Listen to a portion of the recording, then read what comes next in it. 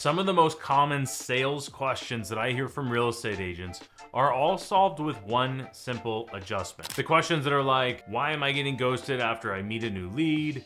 What do I say when I follow up with my leads? And what do I do next in the process? These are all questions that are solved by doing one simple thing, which is setting crystal clear next steps with every single lead every single time you talk to them. So in this video, I'm going to break down my process for setting next steps, something that we teach with our team, and you should be able to implement this into your business starting the minute you finish this video. And if you don't know who I am, my name is Christian Stubbs. I'm a team leader and owner of Onyx Homes, real estate sales team based in Southern California, specifically Orange County.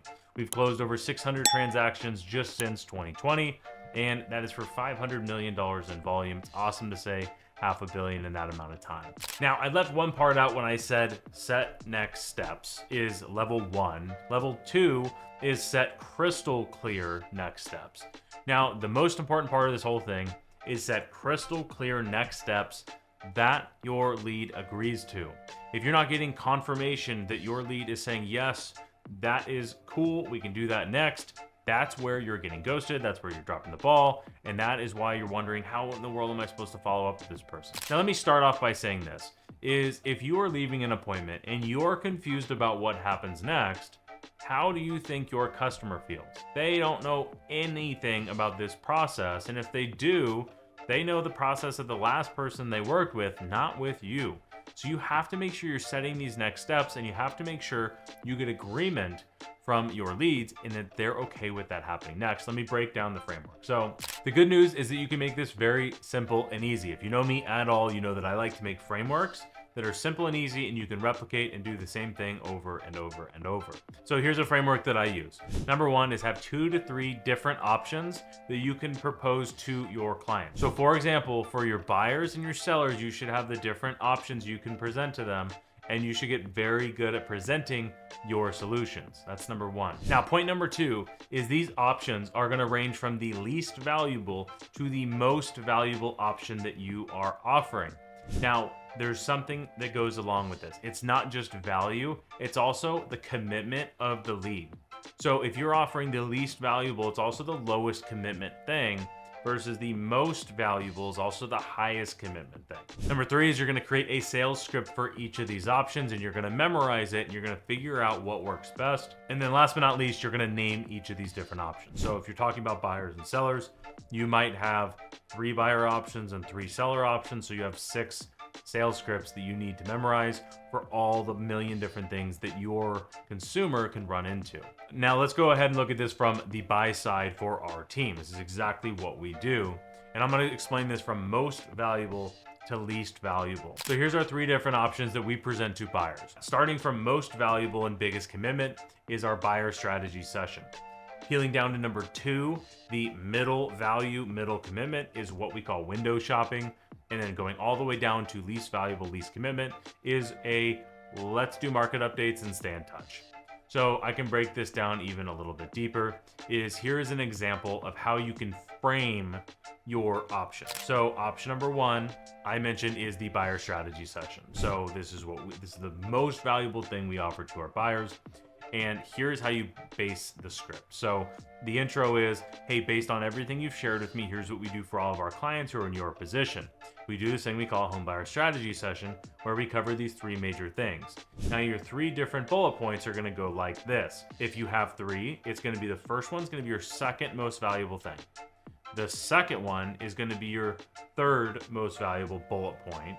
And your third one is going to be the most valuable bullet point. You want to make sure your first and your last are the second most and most valuable things. Most people are only going to hear that last bullet point. And then you're going to end with, would it be a bad idea to set up 30 minutes to do the thing, right? So here's what it sounds like in practice. Based on everything you've shared with me, here's what we do for all of our clients who are in your position. Is we do this thing we call a home buyer strategy session, where we cover 3 major things. We talk about what our clients are doing to take advantage of the market. We talk about how we keep you protected through the entire process. And we talk about how we get you the best deal possible under whatever the circumstances are. Would it be a bad idea to take 45 minutes to set up that buyer strategy session? They're gonna say yes or no. Now here's the magic, is if they say yes, great, set the appointment right now. We'll talk about crystal clear next steps in a second, but set that appointment now. That is your sell, and then you're gonna explain what happens next. If they say, great, let's do it, say, fantastic. So when's a good time for you? And you're gonna pull out your phone and you're gonna set the appointment. I'm gonna say, I'm actually free tonight. I'll be back. My last appointment's at 5. I could do maybe 6. I could be back at my office. Does that work for you? No? Okay, how about tomorrow? I'm free between these times. What works for you? You can use whatever appointment setting method you want, but that is, do it now. Once they say, okay, Christian, we'll do tomorrow at 6 o'clock. Fantastic. So here's what I'm gonna do is right when I get back to my office, I'm gonna send you a calendar invite for tomorrow at 6 o'clock, and I'll send you a link to, we use Google Meets, so that you can hop on. Now, make sure you're at a desktop or a laptop or like an iPad, worst case scenario, because we have a little bit of a slideshow. And also make sure you have something to take notes on. A lot of our clients take a lot of notes. So I'll send all that when I get back to my office, and I'll see you tomorrow at 6 o'clock. Sound good? Cool. Now, guess what? I just explained what is happening. So it gives them the opportunity to say, whoa, whoa, whoa, Christian, that's really not what I thought it was. That was just like a 5 or 10 minute kind of phone call. It's like, no, that's not what this is, right? This is avoiding me getting ghosted when they get a 45-minute calendar invite with a Zoom link, and they didn't want to do that. So I am explaining what's going on and then reviewing the next steps. So that is the buyer strategy session. Now, what happens if they say no?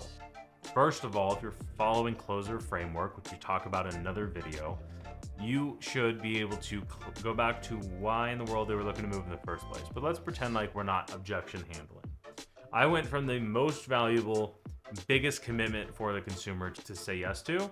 Now I'm gonna peel back to the next thing, which is window shopping, right? So I'm gonna say, okay, well, I'll come back to that again in the future because it is important, but how about we do this instead?